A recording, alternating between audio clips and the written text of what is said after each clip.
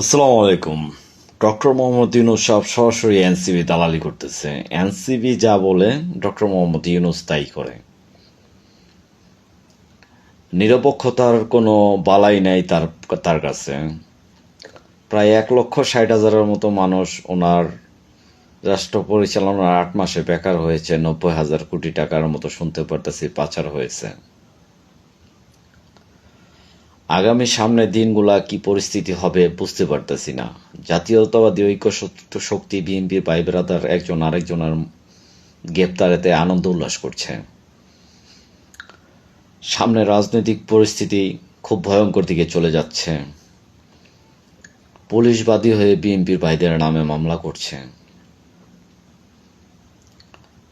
সবকিছু মিলাইয়া আমার কাছে মনে হচ্ছে বাংলাদেশ জাতীয়তাবাদী দল বিএনপির সকল ভাই বন্ধুরা ঐক্যবদ্ধ না হলে সামনে বাংলাদেশ জাতীয়তাবাদীর জন্য খুব দুঃখের একটি সময় চলে আসতেছে।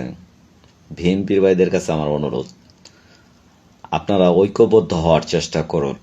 আপনার আমার মধ্যে মতের মিল থাকতেই পারে, সেই জন্য একজন নেতা জেলে গেছে আনন্দ উল্লাস করার কিছু নাই। একজন ভাই, একজন রাজপথের কর্মী বিনা দোষে কারাগারে যাবে, আনন্দ হওয়ার কিছু নাই। নিজের দলের মানুষকে প্রতিপক্ষ ভেবে দলকে ক্ষতিগ্রস্ত করবেন না।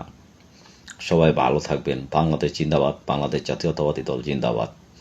আসসালামু আলাইকুম রহমতুল্লাহ।